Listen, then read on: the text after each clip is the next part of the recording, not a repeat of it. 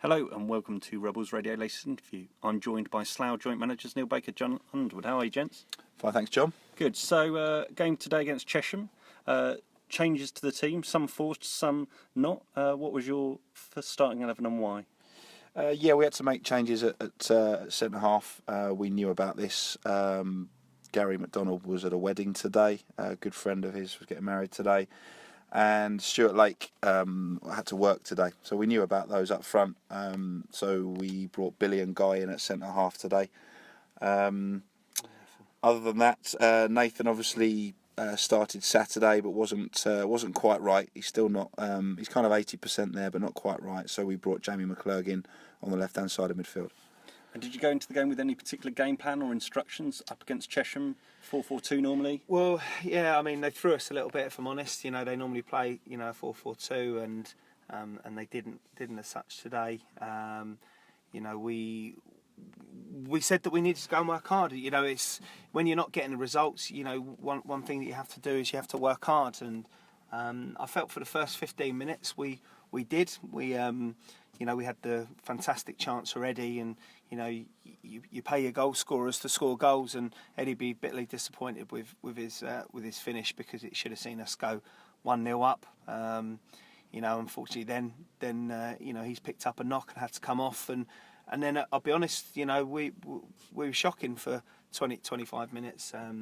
We gave the ball away. We just didn't. Seemed to lose your shape a little bit. Yeah, we got very ragged. I mean, clearly we didn't have a like-for-like replacement in Eddie for Eddie, so we pushed Warren up there, asked him to kind of play off Charlie, and we wanted to go with a more compact forward midfield. But we were anything but compact, to be honest. Backs to the wall stuff for we got lucky, to be honest. The amount of balls that flew across the face of goal. Scotty made some good saves. I would say that we still had the best chance of the first half in Eddie's chance. Yeah, but the most clear-cut chance. They've had, as John says, balls firing across the face of the goal, which they just haven't quite got on the end of. And we rode our luck. It's as simple as that. And sometimes you have to. I mean, we've had stages where we haven't rode our luck this season, and today I felt we rode our luck. And we'll be honest, we went in there at half time and we 0-0 flattered you. So at half time, 0-0, bit of a flattering score. Oh, for absolutely, and they got read the right act at half time. There was a number that got dug out, picked out in the changing room. Obviously that stays between us, but there was a number that weren't anywhere near where we expect. And we said, that if they don't buck their ideas up, that we'll look to make changes, because it was unacceptable that 30 minutes of football. And so were you pleased with how the second half started? Yeah, and to be fair, Bakes is right. Everything he said is correct, and they needed some home truths. But what we did get was a really positive reaction. I think we started the second half really strongly. Probably had 2 or 3 half chances. Billy with his header, Warren Harris, and also Charlie, where Charlie went through. And Charlie went through. So we were certainly the more we were attacking more than they were. Looked fairly in control of the game, and then they score a goal that was just really poor defending. I mean, they got a throw that we knew they had a long throw. We stood there on the sideline. We weren't happy with how we were set up for it, in terms of our shape and who was marking who. We didn't deal with the first ball, and then Ryan Parsons' man pulled off him and was allowed to turn and get a shot off. So really weak defending from us, and all that good positive start to the second half kind of goes out the window at that point. And took us a good while then really to get any kind of and foothold. It rocked us, it rocked us. And that's the concern, in the first half when things were going fine, and then we lose Eddie. It's how quick you go from everything being fine to being a little bit ragged, if you like. And the same thing happened. We start the second half well, they score, and our reaction to that was to get ragged, and that's not good enough. We need to show more character than that. We need to have more leadership. We need, we can't afford in this league to go ragged, because you end up getting punished, and we didn't get punished today. We ended up hanging in there. Delighted that Charlie got his goal, because he was a real bright spark for us today, as he was on Saturday. You know, he frightened their centre halves to death. Every time we got a ball down the sides or in behind them, his pace is frightening.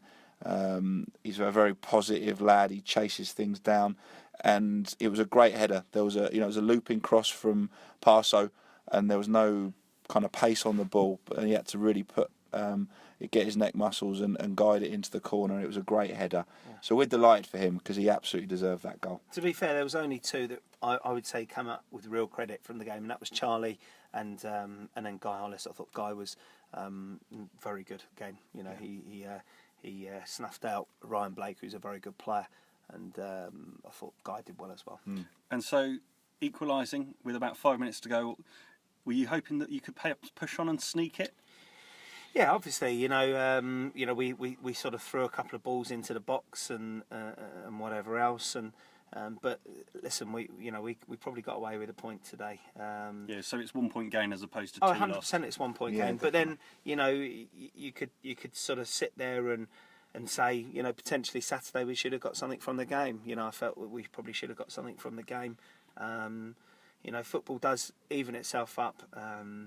We've got one or two things that we need to do. It's as simple as that. We understand that there's a deficiency on the left hand side. Obviously, we made the decision in the back end of pre-season to release Chris Henry, and we haven't quite done anything yet. So we are looking for something. Obviously, it wouldn't have been a problem if Jake Parsons hadn't picked up an injury. We'd have been quite happy with Jake and Warren on the wings, but that hasn't manifested itself. So we've sort of been having to make do a little bit, and we'll have to look into that. To be fair, Nathan come in and did well there, yeah. Against Histon, and then got injured.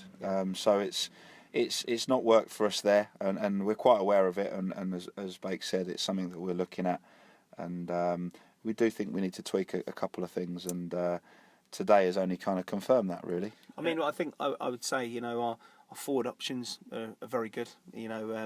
Obviously we'll have Putts back next weekend.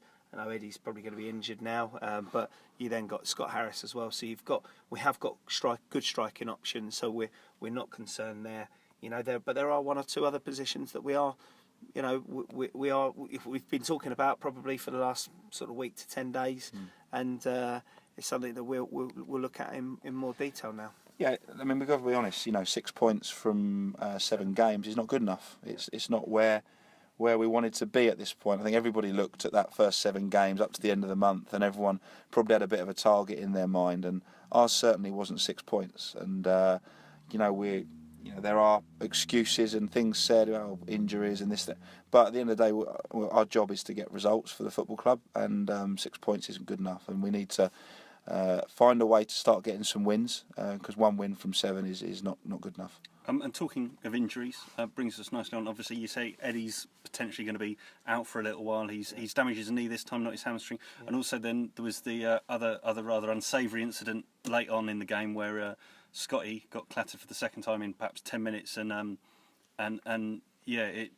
it seemed that he was hurt, and there was immediate concern stretching off the pitch. Yeah, I mean, it looks a bad one from Mark Scott. I don't think there was any malice from their forward at all. Brad Watkins, he went for the ball. It was there to be won, but they've ended up clattering into each other.